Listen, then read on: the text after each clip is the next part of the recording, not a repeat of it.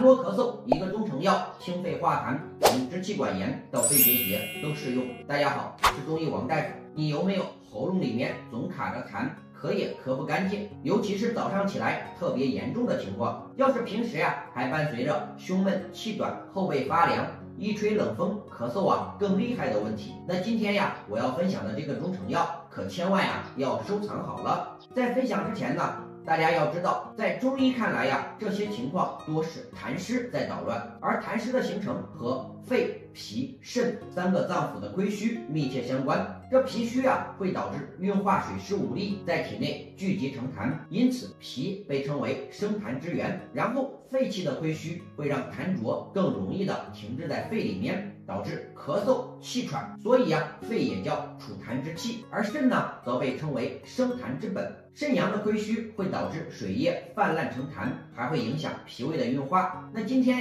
给大家分享的这个中成药痰饮丸，正好就是从肺、脾、肾这三个方面入手，来精准打击痰湿。你看这个药是在化痰名方三子养心汤的基础上加味而来的，由炒莱菔子、炒紫苏子、炒白芥子、白术、苍术、干姜、肉桂、淡附片、炙甘草这9味药材组成。其中紫苏子、莱菔子、白芥子是原方中的3剑客。紫苏主要负责平喘止咳，在化痰同时降气，气顺痰自消。莱菔子呢，就是白萝卜的种子，能够降气消痰，还能够润肠通便，打开排痰的通道。